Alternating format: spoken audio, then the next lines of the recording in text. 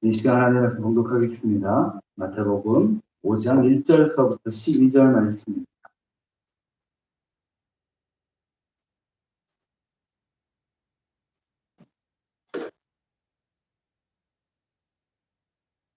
마태복음 5장 1절서부터 12절 말씀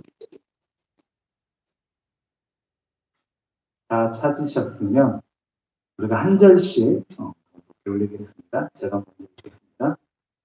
예수께서 무리를 모시고 산에 올라가 앉으시니 제자들이 나온지라. 심령이 가난한 자는 복이 있나니 천국이 그들의 것이며 온유한 자는 복이 있나니 그들이 땅을 기업으로 받을 것이며 긍휼히 여기는 자는 복이 있나니 그들이 긍휼히 여김을 받을 것이며 화평하게 하는 자는 복이 있나니 그들이 하나님의 아들이라 일컬음을 받을 것이며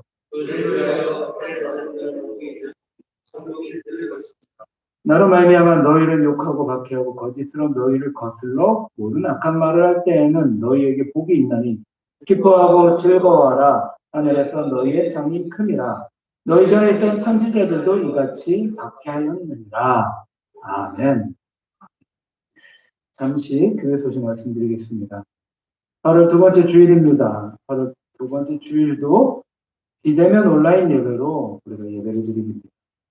너무나 안타깝게도 8월 22일 주일까지 수도권 거리두기가 4단계가 연장이 되었고, 이에 우리 교회도 정부 방역 방침에 따라서 다음 주, 그 다음 주 2주간 연장해서 비대면으로 예배를 드리겠습니다. 혹시 교회에서 예배를 드리지 못하신다 할지라도 우리 성도님들 인터넷으로 꼭 반드시 주일 예배를 드리시기를 바랍니다. 역사서는 성경 읽기 구약이 마무리되었습니다. 잠시 시간을 두고 신약, 성경 읽기를 시작할 텐데요. 혹시 아직 구약 성경 읽기를 마무리하지 못하셨다라고 하면 신약 성경 읽기 시작하기 전에 구약을 잘 마무리하시기를 바랍니다. 그리고 신약 역사 순으로 성경 읽기 가운데 사복음서가 사실 마태, 마가, 요한, 누가복음이 시간 순으로 이렇게 정리된 그런 성경이 아닙니다. 그러기에 사복음서를 시간 순으로 편집해 놓은 파일이 있습니다. 그러기에 필요하신 성도님들 말씀해 저한테 주시면 제가 사복음서 시간 순으로 정리된 걸 출력해서 드리겠습니다. 양이 조금 많기는 하지만 사복음서를 예수님께서 움직이신 시간 순으로 이렇게 만들어 놨기 때문에 보시기에 정말 예수님께서 이렇게 3년 반 동안 공생에 움직이셨구나라는 것을 확인하실 수 있을 것입니다. 자주 뵙지 못하고 몸이 불편하신 성도님들을 위해 기도와 관심 가져주시기 바랍니다. 특별히 어제 박영재 원사님과 우리 통화를 잠깐 했었는데요. 건강하게 잘 요양병원에 계시다라는 것을 확인을 했습니다. 우리 성도님들 꼭 전화도 한번 해주시고 건강하고 계신지 안부도 물어보시기 바랍니다. 이경수 권사님도 어제 잠시 통화를 했었는데 허리가 좀 많이 안 좋으신데 주사를 맞으셨다고 합니다. 우리 교회 어머니와 같은 분들이십니다. 우리가 돌봐야 되고 우리가 신경 써야 되고 우리가 기도해야만 합니다. 꼭 그렇게 신경 써주시기 바랍니다. 또한 정순영 집사님 회복을 위해서도 기도해 주시기 바랍니다. 너무나 감사한 것은 성도님들이 잘 기도해 주시고 관심 가져주셔서 우리 이수복 집사님의 아내 되시는 정순영 집사님이 조혈세포 이식 시술이 하나님 은혜 가운데 잘 마쳤습니다. 이제 건강하게 이 조혈세포가 정순영 집사님 언니분 되는 분에게 잘 이식이 되었고 또한 우리 정순영 집사님 건강이 이전보다도 더 강건해질 수 있게 해주시고 그래서 우리 이수복 집사님과 정순영 집사님 가정이 우리 교회 가운데 잘 정착할 수 있도록 기도해 주시기를 바랍니다. 다시금 사회적 거리두기 4단계 2주 동안 연장되었습니다. 너무나 마음이 아프고 너무나 고통스럽지만 그리고 또 사랑하는 성도님들 잘 뵙지 못해서 너무나 안타깝지만 그럼에도 불구하고 이 가운데 하나님의 교회를 향한 우리를 향한 선하신 뜻이 있습니다. 세상적으로 비판과 비난은 보다는 그 안에 담겨진 하나님의 마음을 찾고 합력해서 선을 이루어 나가는 우리 교회와 우리 성도님들이 되셨으면 좋겠습니다. 이 시간 우리 아까 오전에 예배 드리기 전에 잠깐 주님 앞에 찬양했고, 주님만이 이 찬양 한 번 더 우리가 고백하기를 원합니다. 이 찬양 드리실 때 우리 생각과 나의 감정과 나의 마음을 주님 앞에 활짝 모으시고, 정말 주님밖에 없습니다. 주님만이 이 시대 가운데 소망이십니다. 주님만이 내 삶의 소망이십니다라는 그런 고백을 주님 앞에 드리며 우리 가슴을 찢는 그런 믿음의 고백 찬양이 되었으면 좋겠습니다. 같이 찬양 드리겠습니다.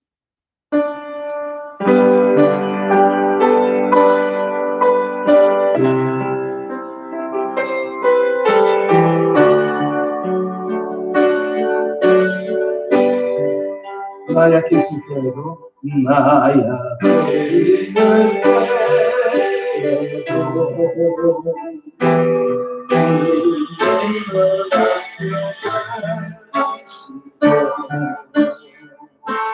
나스만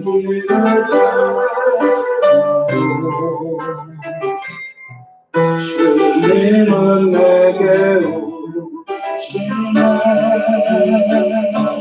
나 시험 당할 때 주님이 지켜주시네.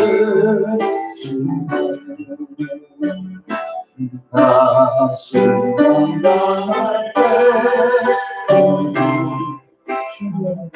주님이 위로하시네.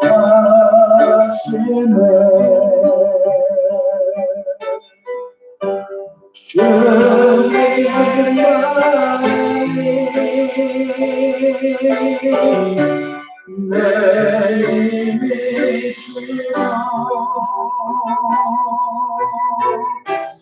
오 주님만이 날 도우시네. 오 나의 주님 내 아버지여 오 나의 주님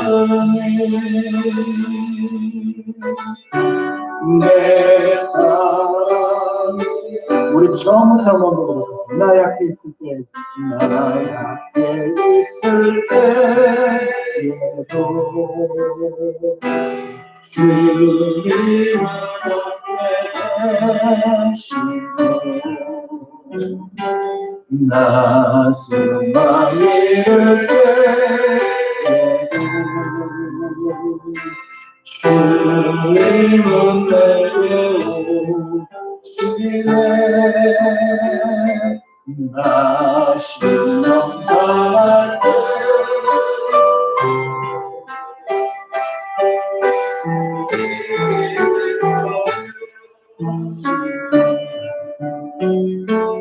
나 시험 당할 때 주님이 위로하시네. 주님만이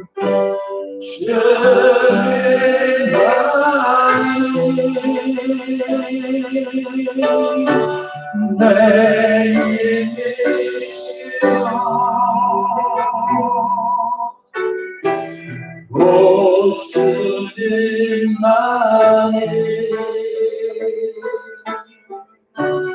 날 도우시네. 오 나의 주님 내 아버지여 오 나의 주님 내 사랑이여. 잠시 기도드리겠습니다. 사랑 가운데 감사하신 하나님 감사합니다. 죄악된 세상 가운데 성도가 살아가기에 참 힘들고 어렵고 때로는 아프고 때로는 손해볼 때도 있고 빡당할 때도 있으면 고백합니다. 그럼에도 주님 주님이 나의 힘이 되시고 나를 도와주시고 주님이 나의 아버지 되시고 주님이 우리와 동행하신다는 그 놀라운 은혜의 기쁨의 사실을 우리가 이 땅을 살아가면서 더 많이 더 깊이 누리고 알게 해 주시오. 특별히 오늘 마음이 청결한 자는 복이 있나니라는 말씀을 통하여 우리 마음이 깨끗함을 입고 예수님의 그 보혈로 말미암아 하나님을 더 깊이 보고 알아가는 복이 우리 가운데도 충만히 임하게 해 주시오. 사랑합니다. 감사드리며 예수님의 이름으로 기도드리옵나이다. 아멘. 우리 형제님들 옆에 앞에 뒤에 한번 보시면서 인사 나눴으면 좋겠습니다. 만나서 반갑습니다. 잘 오셨습니다. 오늘 어느 때보다도 우리 성도님들의 모습을 보니까 참 기쁘고 반갑고 행복합니다. 자, 오늘 말씀의 제목이 마음이 청결한 자입니다. 청결한 자. 한번 잘 생각해 보시기 바랍니다. 과연 마음이 청결한 사람은 어떤 사람입니까?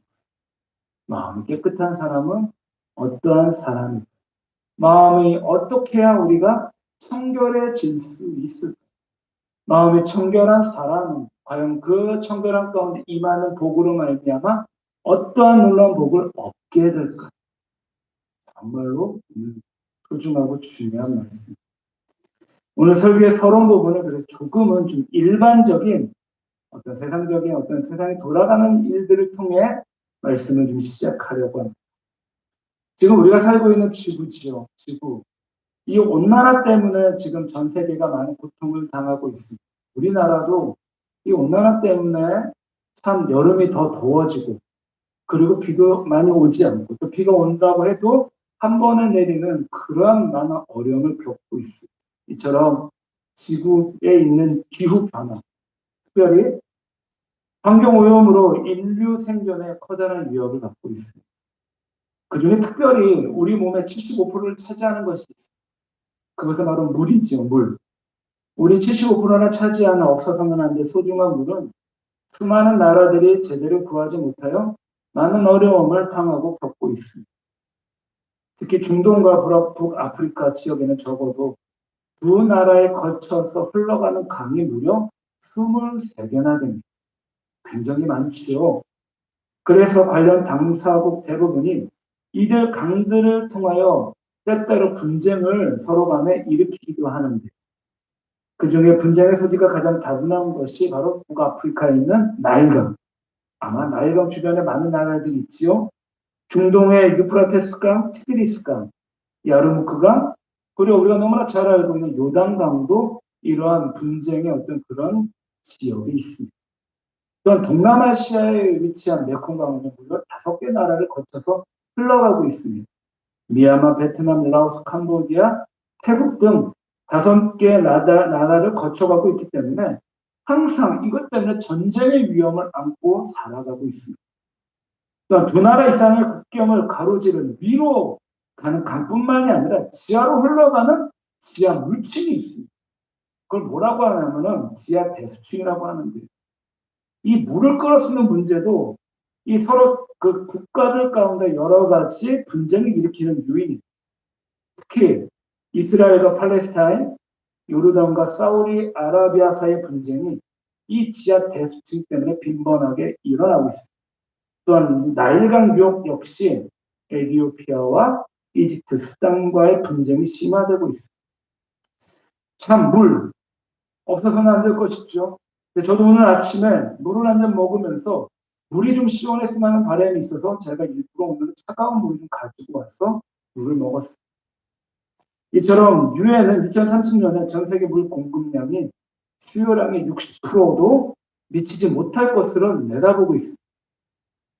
우리는 지금 그렇게 물 때문에 별로 그렇게 어려움을 겪고 있지 않지만 국제인구행동단체라는 곳에서 1990년에 한국은 물 부족 국가로 분류한 데 이어서 이제 2025년에 얼마 안 남았죠.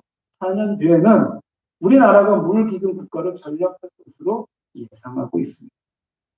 지금은 전 세계 인구의 11%에 달하는 약 한 7억 6,800만 명 정도가 깨끗한 물을 공급받지 못하고 있습니다.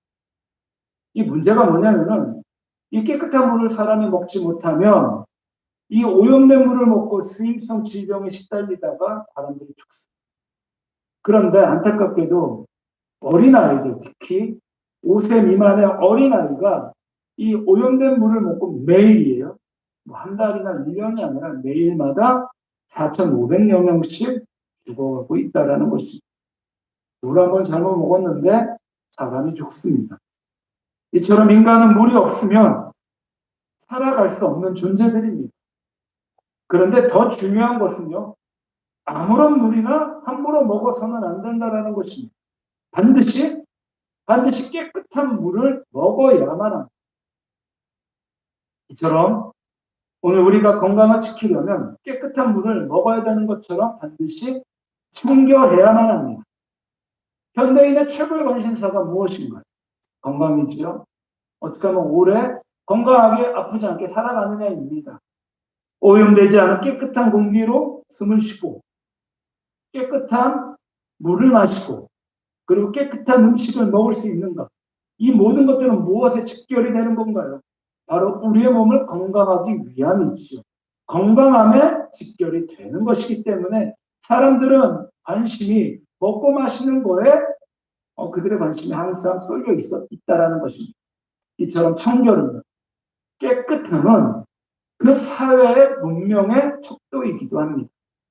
그리고 그 사회의 청결을 재볼 수 있는 가장 좋은 방법이 두 가지가 있는데 그것은 바로 그 사회의 쓰레기통과 그리고 화장실을 들여다보는 것입니다. 화장실과 쓰레기통이 깨끗하다라고 하면 그 사회는 어쨌든 간에 청결한 그러한 사회다라고 말할 수 있다라는 것이죠. 그런데 지금의 우리 사회는 과학 문명의 발달로 겉모양, 겉모습은 깨끗하게 하는 일에 굉장히 익숙해져 있습니다.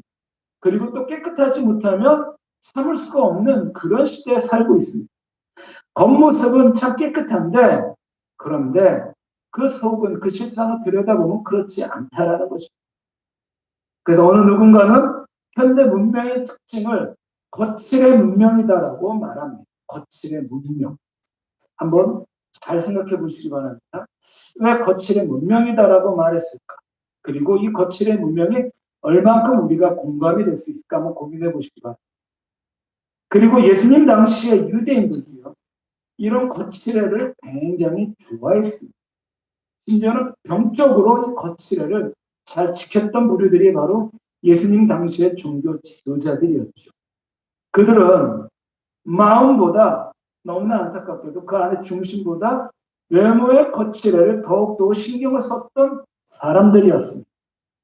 그들은 깨끗한 음식과 부정한 음식을 엄격히 구별했고 어쩌다가 부정한 사람을 만나든 이방인들이겠죠. 이방인들을 만나든 부정한 장소에 갔다 오면 반드시 옷을 빨아 입었다라는 것입니다. 유대인들은 이처럼 손을 닦고 발을 씻고 옷을 빨고 하는 것은 위생적인 관심보다는 순전히 외적인 의식적인 거칠의 문화였다는 것입니다. 어느 날 예수님의 제자들이 손을 씻지 않고 음식을 먹었습니다. 손을 씻지 않고 음식을 먹을 수 있습니다. 또 그런 과정 가운데, 그런 환경 가운데 노출될 수도 있습니다. 그때 바리새인들이 이러한 예수님의 제자들을 비난합니다. 뭐라고 하느냐? 왜 당신의 제자들은 전통을 지키지 않고 손을 씻지 않은 채 음식을 먹습니다라고 그들을 비판했습니다. 혼냈죠. 그러자 예수님께서 이렇게 말씀하셨습니다. 씻지 않는 손으로 먹는 음식이 사람을 더럽게 하는 것이 아니라 너희 마음에서 나오는 것이 사람을 더럽게 한다라고 예수님께서는 명확하게 당시 종교 지도자들, 바리새인들과 서기관들과 율법학자들에게 말씀하셨다라는 것입니다. 그런 바리새인들을 향한 예수님께서 뭐라고까지 책망하셨느냐? 회칠한 무덤이다라고까지 책망하셨습니다. 이런 예수님의 표현은 당시에 이스라엘의 매장 문화는 동굴 무덤이었었는데 안에 시체가 있으면 돌문으로 막아놓고 깨끗하게 회칠을 하게 됩니다. 분명 겉은 깨끗하게 보여있지만 실상 그 속은 냄새가 나는 시체가 썩어져 있는 당시 바리새인들의 실상과 같은 회칠한 무덤이 바로 바리새인들이었다라는 것입니다. 이렇듯이 예수님께서는 유대인의 그 정말 병적인 그런 청결 개념에 한 가지를 더해줬습니다. 바로 오늘 말씀이지요. 마음을 더하셨다라는 것입니다. 예수님은 유대인들의 그 청결함에 예수님께서는 마음을 한 가지 더하셨다라는 것. 반드시 기억하시기 바랍니다. 이처럼 성도가 세상을 살면서 때로는 성도이기도 하지만 하나님을 알지만 아름다운 행동을 하지 못할 때도 참 많이 있습니다. 덕을 세우는 말을 하지 못하는 경우도 참 많이 있지. 이때 우리의 마음이 온전히 하나님을 잘 인식하지 못하고 알지 못하여 때로는 세상의 마음을 빼앗겨 생각을 빼앗겨 실수하고 덕을 쌓지 못하는 경우가 참 많이 있습니다. 그럼 이럴 때 우리는 어떻게 해야 될까? 이렇게 실수할 때, 이렇게 때로는 내가 인식하지 못하고 내가 하나님을 알지 못할 때 세상 사람들에게 때로는 성도들 가운데에도 실수했을 때 우리는 어떻게 해야 될까? 요엘 선지자는요. 요엘서 2장 13절에 이렇게 말씀하고 계십니다. 너희는 옷을 찢지 말고 즉 겉모습으로 행하지 말고 마음을 찢고 너희 하나님 여호와께로 돌아오시다라고 외치고 있습니다. 그러니까 마음을 돌이켜 주님 앞에 돌아오라고 합니다. 솔로몬은 잠언 4장 23절에 너무나 잘 알고 있는 말씀이 있죠. 모든 지킬 만한 것 중에 더욱 내 마음을 지키라. 생명이 근원이 이에서 남이다라고 권면하고 있습니다. 우리 성도님들, 다른 무엇보다도 마음을 지키시기를 바랍니다. 다른 무엇보다도 마음의 청결해지기를 바랍니다. 하지만 안타깝게도 여전히 우리의 마음 밭은 비경되지 못하고 갈아지지 못해서 그래서 주님께서 우리 가운데 명령하셨던 것, 말씀하셨던 것들을 잘 지키지 못할 때 다시 우리의 마음에 세상의 온갖 잡초가 무성해지고 그리고 사단이 정말로 우리의 마음밭을 황폐하게 만들고 그리고 우리의 마음을 빼앗아 가는 경우가 우리 인생 가운데 너무나 많이 있다라는 것입니다. 그래서 예수님께서 말씀하시는 팔복의 핵심으로 우리의 가장 소중하고 하나님과 교제할 수 있는 마음을 말씀하셨습니다. 마음. 그러기에 마음이 하나님을 향한 사람은 행복하고 복된 사람입니다. 그 마음이 하나님을 향한 사람들은 세상이 줄 수 없는 기쁨을 누리는 사람들입니다. 그러기에 예수님께서는 성경에서 팔복을 말씀하실 때 심령이 가난한 자는 복이 있나니다라고 시작하셨고 마음이 청결한 자는 복이 있나니다라고 오늘 말씀 가운데 예수님께서는 지금 말씀하고 계십니다. 사랑하는 성도님들, 하나님의 관심은 과연 우리 가운데 뭐에 있으실까요? 하나님의 관심은 성도의 삶 가운데 뭐에 있을까요? 세상에 있을까요? 우리 육신 가운데 있을까요? 아니면 우리의 공로가 세상 가운데 얼마나 열심히 살고 세상에 얼마나 많은 선을 행하는지에 대한 관심이 있을까요? 물론 그것도 하나님께서는 들여다보시지만 하나님의 관심은 하나님을 향한 성도의 그 깊은 마음, 즉 다시 말씀드리면 중심이다라는 거죠. 우리가 아무리 교회 열심히 잘 나오는 것도 중요합니다. 열심히 찬양을 하는 것도 중요하고 기도도 열심히 하고 말씀도 열심히 하는 것도 중요하지만 그 마음의 중심이 여전히 세상을 향해 있다라고 하면 그 누구보다도 하나님께서는 가장 아파하시고 가장 안타까워하십니다. 하지만 그럼에도 불구하고 하나님의 말씀을 잘 많이 보지 못하고 기도하지 못하고 예배 어쩔 수 없이 잘 드리지 못한다 할지라도 그 마음을 주님 앞에 찢고 또 찢는다라고 하면 하나님께서 그 마음을 반드시 금명하신다라는 것입니다. 하나님은 영이시기 때문에 무엇보다도 우리의 중심인 우리의 마음을 보십니다. 마음이 병들어 있으면 그것이 아무리 화려해도 아무리 대단해도 별다른 소용이 없습니다. 오히려 병든 마음이 죄악의 온상이 되고 말아버립니다. 그래서 하나님은 다른 무엇보다도 우리의 마음에 커다란 관심을 가지고 계십니다. 이 시간도 하나님 앞에 우리의 마음을 드려야 하고 하나님은 여전히 우리의 마음을 기다리고 계십니다. 마음을 드린다라는 말은 하나님께 생각을 집중시키고 하나님을 찾고 하나님을 갈망하고 하나님께 우리의 몸과 마음과 정성을 쏟아 예배를 드리는 것을 의미합니다. 마음을 다하고 성품을 다하여 주 너의 하나님을 사랑하는 것을 의미합니다. 간절하게 말하는 것은 오늘 말씀이 마음이 청결한 자는 복이 있나니 나라는 이 본문을 통해 살아계시고 역사하시고 여전히 우리의 삶을 이끌어 나아가시는 하나님을 만나시는, 그래서 청결한 자가 복을 얻는데 하나님을 볼 수 있는 그 놀라운 복을 얻어가시는 귀하고 복되고 아름다운 성도님들이 되시기를 이 아침에 주님의 이름으로 간절히 축원합니다. 아멘. 마음이 청결한 자예요. 그렇다라고 하면 마음이 청결한다라는 것은 어떤 의미입니까? 자, 오늘 본문 8절 우리 같이 한번 공독하겠습니다. 8절 계속 펴놓으세요. 제가 시간이 가면서 같이 계속 읽을 테니까 시작. 마음이 청결한 자는 복이 있나니 그들이 하나님을 볼 것이니고. 아멘. 마음이 청결한 자는 복이 있습니다. 그들이 하나님을 볼 것이다라고 말씀하고 계십니다. 자, 예수님께서 사용하신 청결이라는 단어는요, 카타로스라고 합니다. 카타로스. 헬라어적 용법인데요. 당시 이 용어가 굉장히 광범위하게 사용이 되었습니다. 제가 몇 가지 예를 들면, 자, 깃질을 하고 채로 쳐서 모든 결을 깨끗이 제거해버리는 곡식에 사용이 되었습니다. 그러니까는 다른 불순물, 겨라든지 이런 것들을 잘 걸러낸 먹을 수 있는 순수한 곡식이 남아있는 상태입니다. 자, 그리고 무능한 군인을 빼버린 정의 군대에 사용되었습니다. 그리고 물을 타지 않는 순수한 포도주에 사용이 되었고요. 그리고 합금되어 있지 않은 여러 가지 불순물이 들어가 있지 않은 그런 순수한 금속에 사용이 되어 있습니다.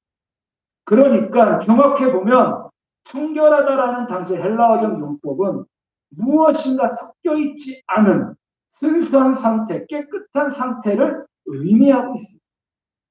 그리고 구약에서 유대인들의 정결 예법과 관련하여 청결이라는 단어를 참 많이 사용했습니다.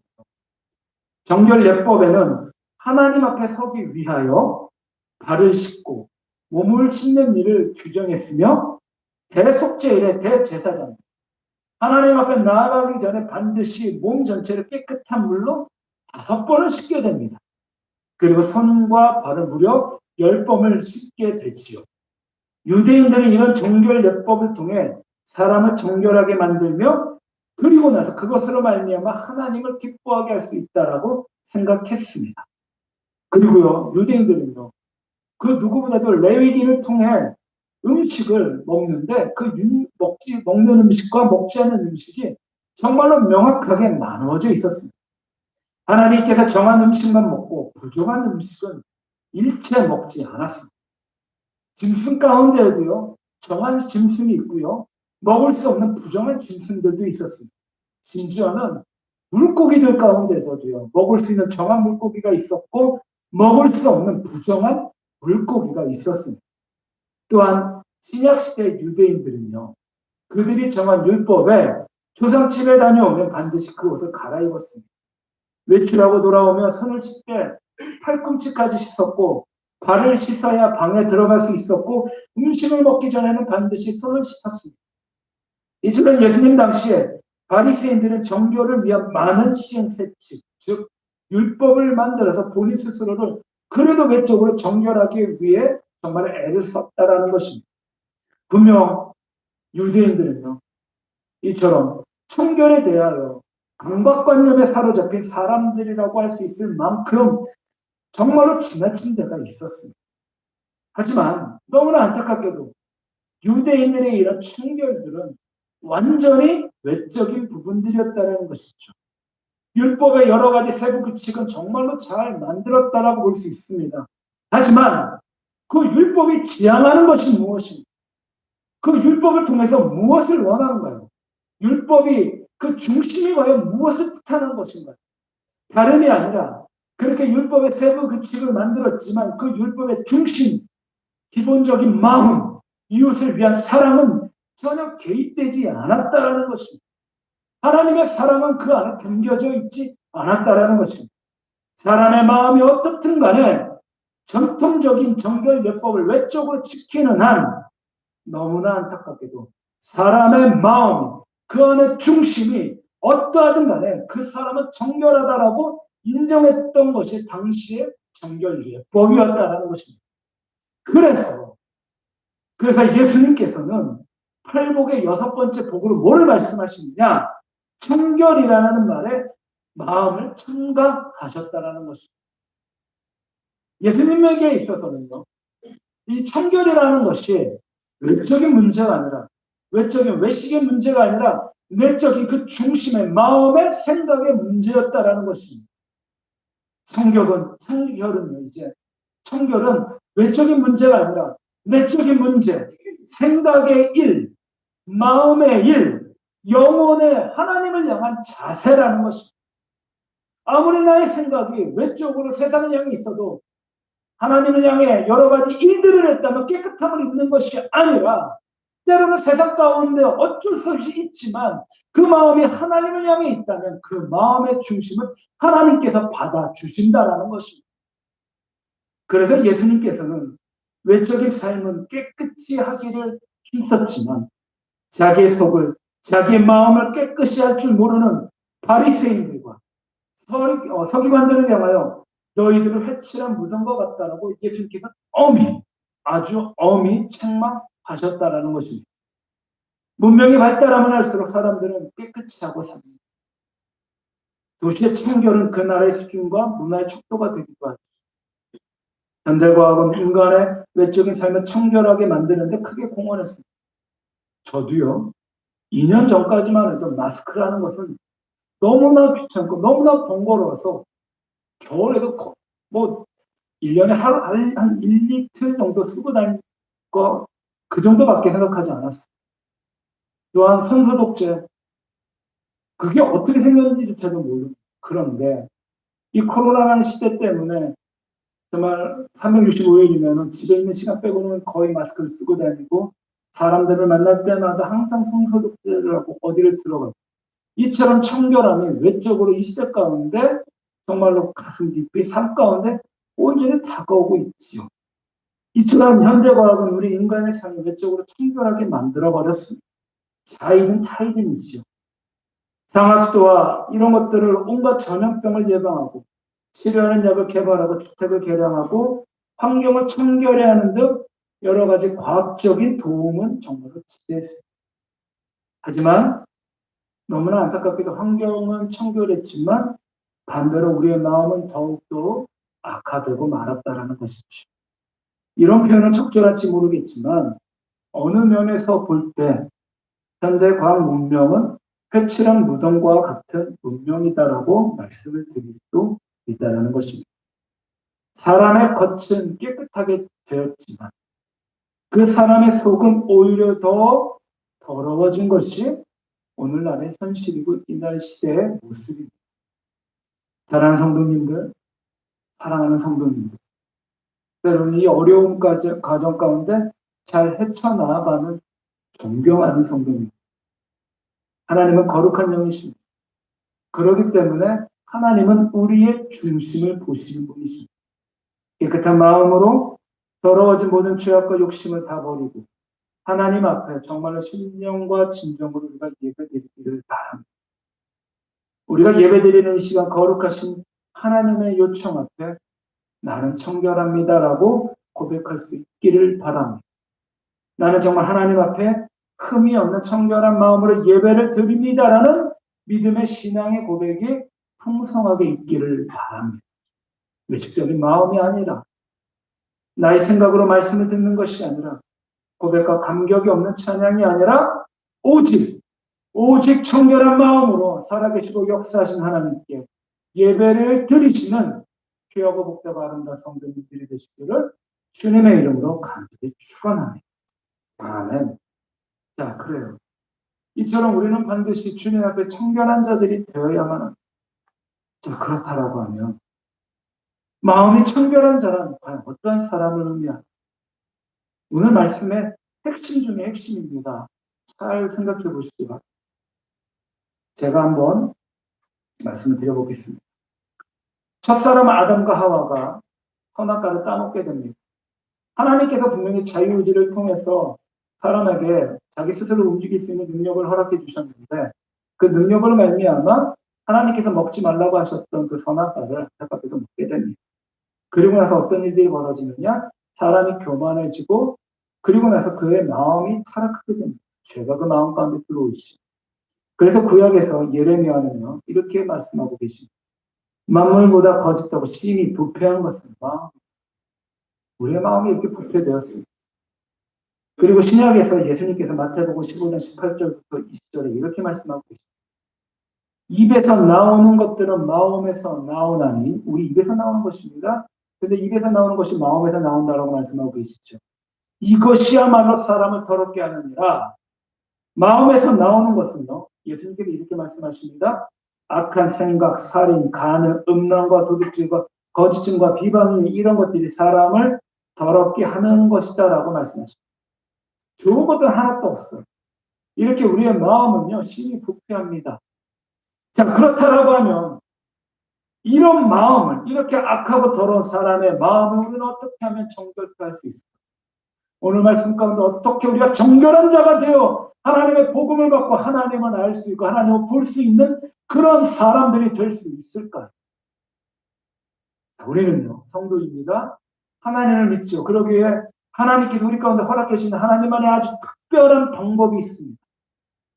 하나님께서는요 레위기 예레미야서 2장 22절 이렇게 말씀합니다. 내가 잿물로 스스로 씻으면 내가 많은 비늘을 쓸지라도 내 죄악이 내 앞에 그대로 있습니다라고. 그러니까 세상에 어떤 세탁제를 가지고 와도 그 사람의 마음을 씻을 수가 없어요. 이게 우리의 현실이에요. 우리의 삶의 모습입니다. 자, 그런데 이에 대한 대답으로 스가랴 선지자는요 엄청난 말씀을 놀라운 말씀을 스가랴서 13장 1절에 그날이에요. 그날에 죄와 더러움을 씻는 셈이 죄와 더러움을 씻는 셈이 다윗의 족속과 예루살렘 주민을 위하여 열리리라. 제가 이 말씀을 보면서 아주 전율이 일어났어요. 죄와 더러움을 씻는 셈이 우리 가운데 터진다라고 약속하십니다. 그런데 놀랍게도요. 이 셈이 2000년 전에 갈보리 언덕에서 터졌어요. 로마 군병들이 하나님의 아들이신 예수 그리스도의 손과 발을 못을 받고 창으로 옆구리를 찌르는 그 순간에 이 죄와 더러움을 씻는 셈이 터졌습니다. 이 셈은 성자 하나님이신 예수 그리스도께서 십자가에서 흘리신 보혈의 셈입니다. 보혈의 셈. 이 보혈은요 더러운 마음을 정결하게 하는 셈입니다. 제가 말씀을 끝내고 찬송가 264장을 찬송드릴 텐데요. 미리 제가 한번 읽어드리겠습니다. 정결하게 하는 셈이 나의 앞에 성령께서 권고하신 죄 씻으라 하신 찬양하리 찬양하리 죽임당한 어린 양 주께 영광 돌려라 우리 죄를 씻어 주소서. 아멘. 너무나도 중요하죠. 우리를 영원한 삶에 인도해 주시는 놀라운 말씀입니다. 얼마나 놀라운가요? 거룩한 보혈의 셈이 갈보리 산에서 터졌습니다. 십자가에 흘렀고요. 골고다 언덕 가운데 뿌려졌습니다. 우리가 자동차의 작동 원리는 몰라도요. 운전을 잘하면 원하는 곳에 갈 수 있습니다. 스마트폰의 구조를 잘 알지 못한다 할지라도 버튼을 잘 누르면 인터넷과 원하는 사람들을 통화할 수 있는 것처럼 우리가 말씀을 완벽하게 잘 알지 못하고 외우지 못하고 알지 못한다 할지라도 이 보혈의 공로를 우리가 능력을 믿고 그 보혈의 셈에 뛰어들기만 한다면 성령 우리는 반드시 오늘 말씀 가운데 있는 청결한 마음을 가질 수 있다는 것입니다. 청결은요. 이 청결한 마음은요. 오직 예수 그리스도의 보혈 값으로 헤아릴 수 없는 그렇게 우리 가운데 부어주시는 하나님의 놀라운 능력, 은혜이죠. 여기서 값이 없다라는 것은 무가치한 것이 아니라 값으로 환산할 수 없는 그런 어마어마한 것을 의미합니다. 인간의 마음을 부패케 한 그 죄는 인간의 어떤 노력으로도 씻을 수가 없습니다. 지식의 교육도 인간의 수양도 선행으로도 무익한 것이다라는 겁니다. 그러나 오직 갈보리 십자가에서 떨어진 예수 그리스도의 보혈만이 우리의 마음을 깨끗이 할 수 있습니다. 예수님께서 마지막 만찬 때 예수님의 제자들과 함께 친히 대하여 물을 담그시고 수건으로 허리를 통이시고 제자들의 발을 씻기신 것은 물론 그 안에 겸손과 섬김을 가르치기 위한 것도 있었지만 오직 예수님만이 우리를 깨끗하게 하실 수 있다는 진리를 예수님께서는 몸소 직접 제자들을 향하여 가르쳐 주셨다라는 것입니다. 사도 베드로는 베드로전서 1장 18절부터 19절에 너희가 알거니와 너희 조상이 물려준 헛된 행실에서 율법이지요. 대속함을 받은 것은 은이나 금으로 없어질 것으로 된 것이 아니요 오직 흠 없고 점 없는 어린 양 같은 그리스도의 보배로움 필요한 것입니다. 오직 예수 그리스도의 보혈만이 우리를 정결하게 하실 수 있다는 놀라운 말씀입니다. 사랑하는 성도님들, 청결한 자라는 것은 예수 그리스도의 보혈로 말미암아 거듭난 자를 의미합니다. 그 보혈의 공로를 의지하여 하나님 앞에 나아가는 자를 의미합니다. 그런 의미에서 우리 모두는 마음이 청결한 자들입니다. 오직 다른 무엇보다도 예수님의 그 보혈을 힘입어 마음의 정함을 얻어 더욱더 청결하신 성도님들이 되시기를 주님의 이름으로 간절히 축원합니다. 아멘. 자, 세 번째, 마음이 청결한 자가 받는 복입니다. 자, 8절 우리가 다시 한번 공독하겠습니다. 8절 시작. 마음이 청결한 자는 복이 있나니 그들이 하나님을 볼 것이며. 아멘. 자, 하나님을 본다라는 말. 자, 일반적인 사람들은요, 어떤 유명 정치인이나 연예인의 얼굴 한번 보기를 소망합니다. 그리고 그 얼굴 한번 본 것을 큰 영광으로 생각합니다. 저도 언젠가 한번 기회가 있어서 국회의사당을 간 적이 있는데요. 그 국회의사당에서 유승민 의원인가가 이렇게 지나가는 것을 한번 제가 본 적이 있어요. 정말 신기하다. 그렇게 맨날 텔레비전에서 봤는데 그 혼자 지나가지도 않더라고요. 주변에 뭐 보좌진인지 모르겠지만 한 10명 정도 이렇게 해갖고 우르르르 몰려가는 것을 제가 본 적이 있었습니다. 그리고 그것을 아는 분들한테 좀 한번 봤다라고 자랑하는 자랑도 했죠. 그렇게 얼굴 한번 본 것을 큰 영광으로 생각합니다. 그렇게 하나님의 얼굴을 본다는 것만큼 성도의 삶 가운데 영광스러운 일은 없을 것입니다. 모세는 출애굽기 33장 18절에 원하건대 주의 영광을 내게 보이소서라고 했고요. 시편 17편 15절에서는요. 시편 기자의 가장 큰 행복이 무엇냐고 고백했더니 보니까 의로운 중에 주의 얼굴을 보는 것이며 아침에 깰 때 주의 형상으로 만족하는 것이다라고 고백했습니다. 이처럼 신실한 성도의 커다란 바람은요. 다른 무엇보다도 살아계시고 역사하시고 내 삶을 이끌어가시는 하나님을 보는 것입니다. 하나님을 본다라는 것은 다른 의미가 만난다라는 것을 의미하죠. 그래서 예수님께서는요. 마음이 청결한 자에게 하나님을 볼 수 있다라고 하신 것은 우리 인간에게 최고의 복과 최고의 영광을 제시해 준 것이나 다름이 없다라는 것입니다. 그런데 구약시대에서 사람이 하나님을 직접 보면 죽는 것으로 생각했습니다. 삼손의 아버지 마누아는요, 자기에게 찾아온 사람이 누구인지 알자 그의 아내에게 부유함을 이렇게 말합니다. 사사기 13장 22절에 우리가 하나님을 보았으니 반드시 죽으리라고 말했죠. 그들이 본 하나님은요, 본래 하나님은 어떤 분이시죠? 영적인 분이십니다. 영적인 분이시기 때문에 우리는 결단코 육신의 몸을 가지고 하나님을 볼 수 없습니다. 그런데 놀랍게도 하나님께서 사람을 배려해서 사람의 모습으로 육신을 가지고 사람의 모습을 찾아왔다는 것이죠. 그러기에 마누아는 죽음을 당하지 않았고요. 그리고 삼손을 낳아서 삼손을 잘 양육했다는 것입니다. 이처럼 우리가 하나님을 본다라는 것은요. 육신의 눈을 가지고 본다라는 물리적인 것을 의미하는 것이 아닙니다. 그럼 뭘 의미할까요? 요한은 육체의 눈을 통해서 하나님을 본다라는 것이 아니라 그것은 가능하지도 않습니다. 우리가 인간이 불타는 태양을, 그 태양의 중심부를 눈으로 볼 수 없듯이 우리는 무한하신 영원하신 하나님을 유한한 육신의 눈으로는 결단코 볼 수 없습니다. 그래서 사도 요한 또한 요한복음 1장 18절에 본래 하나님을 본 사람이 없으라고 고백했습니다. 하지만 놀랍게도 예수님께서는 마음이 청결한 자가 받을 복에 대하여 하나님을 볼 것이다라고 말씀하고 계십니다. 당시에 하나님을 본다라는 것은요, 커다란 관심을 일으켰을 것입니다. 하나님을 본다. 예수님께서 말씀하셨습니다. 당시에 납비 선지자인 예수님께서 하나님을 본다라고 말씀하셨습니다.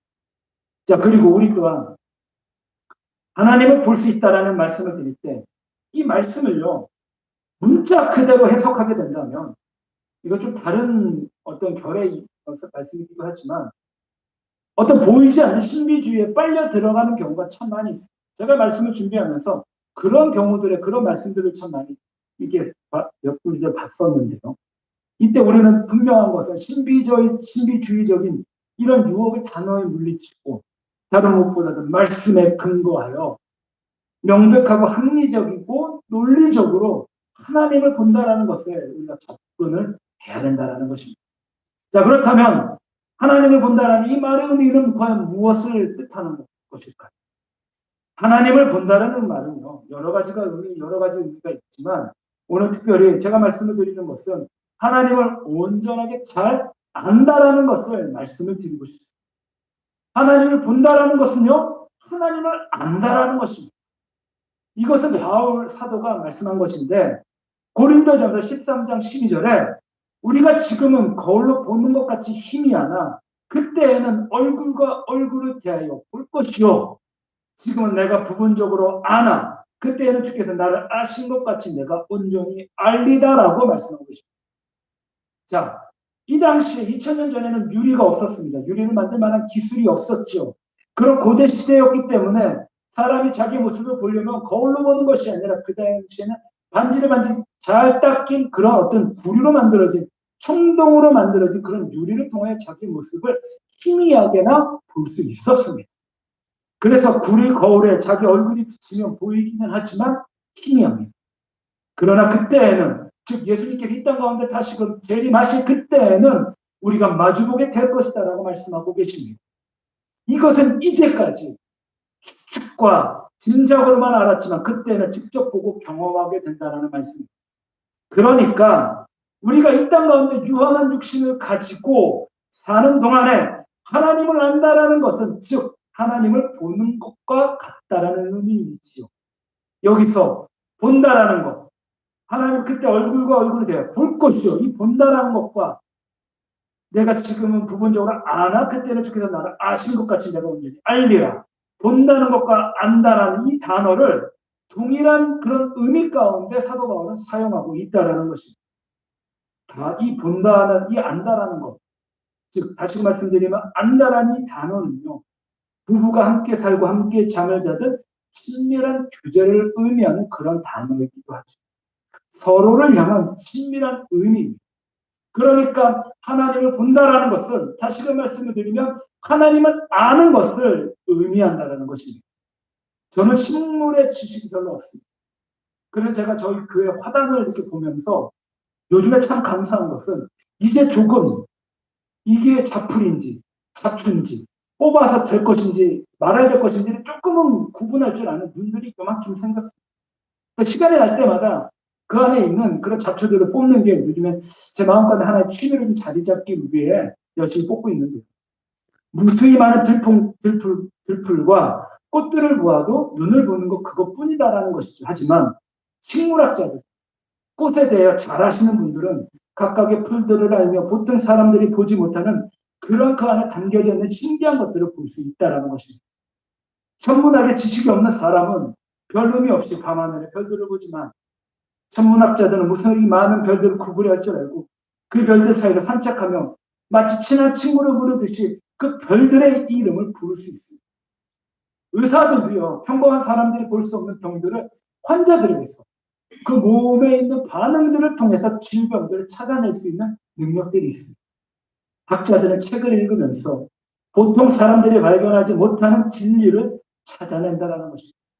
이 말의 의미는 우리가 알아야 할 대상을, 우리가 찾아야 될 대상을 얼마나 잘 알고 있느냐는, 얼마큼 잘 알고 있느냐는 우리가 얼마나 올바르게 보느냐를 결정한다는 것입니다.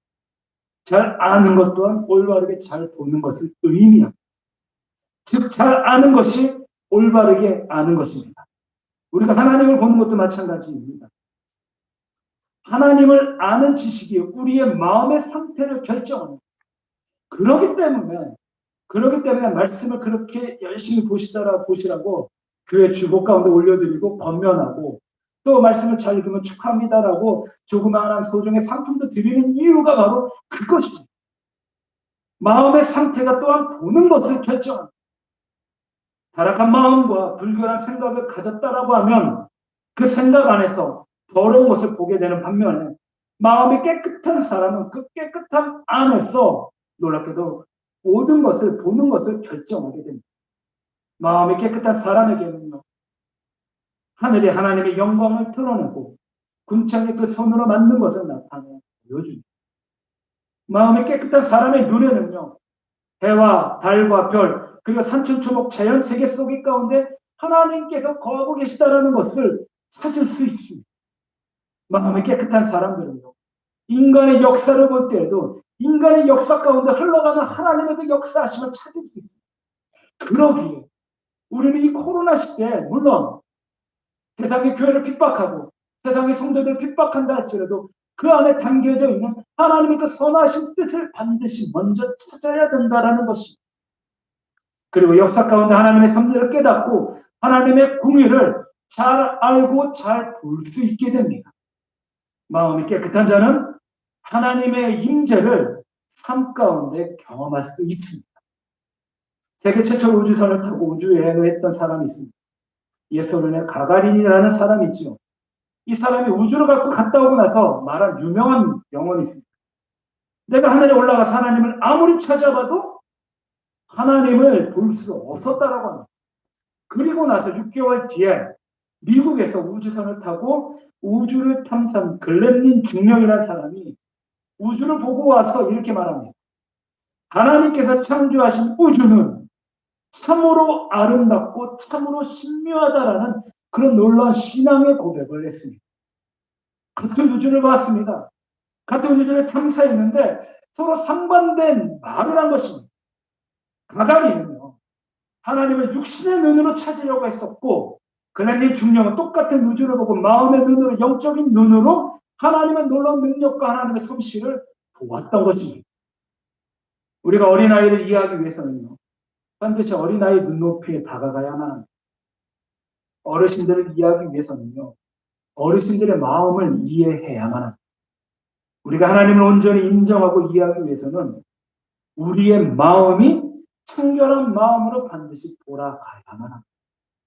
우리가 마음이 청결하기를 소망하며 마음의 청결을 위해 힘쓸 때 우리 중 보이지 아니하는 영적인 하나님을 믿음의 눈으로 볼 수 있는, 믿음으로 만날 수 있는 믿음의 선진들과 같은 복된 반열에 올라갈 수 있을 것입니다.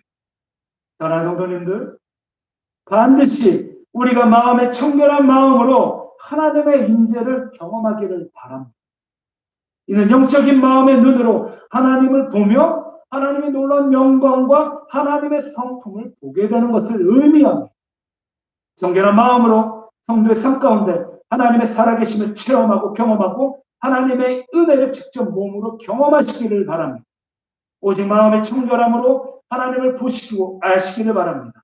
하나님을 바라봄으로 살아계시고 역사하시며 여전히 지금 날 이곳까지 인도하신 하나님을 몸소 직접 체험하고 증거하고 신앙의 확신을 가지시는 살아가는 성도님들의 삶이 되시기를 주님의 이름으로 간절히 축원합니다. 아멘.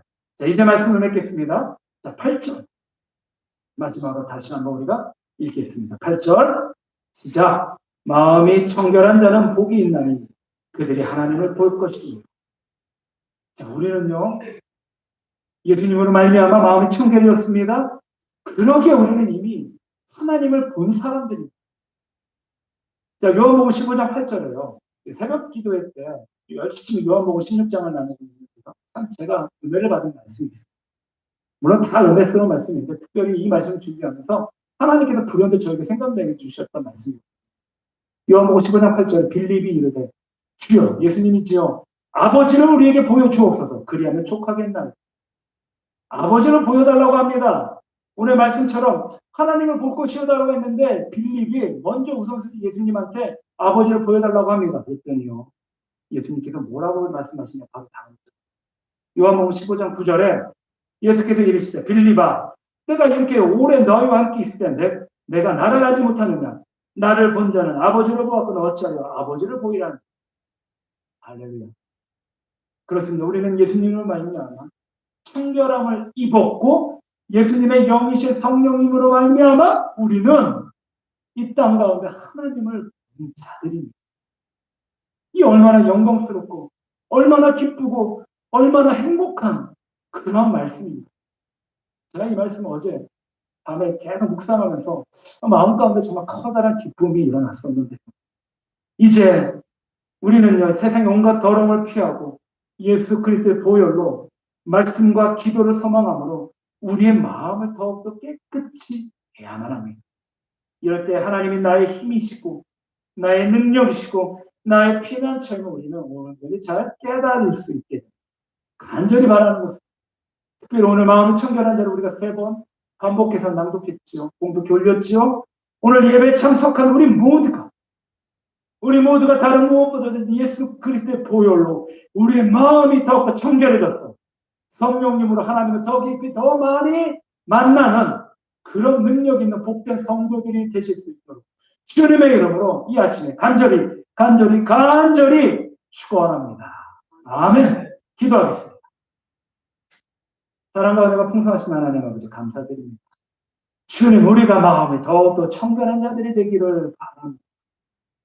세상이 줄 수 없는 세상의 깨끗함이 아닌 세상의 복음이 아닌 오직 예수 그리스도의 복음으로만 깨끗함을 입고 그 복으로 살아계시고 역사하신 하나님을 볼 수 있는 은혜를 더욱더 우리가 알고 누리길 원합니다.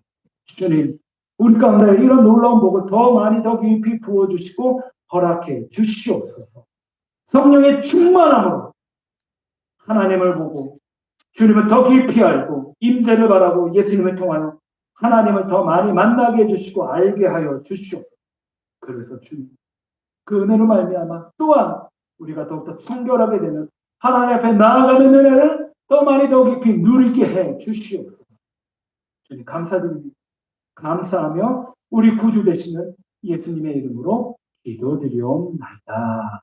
아멘.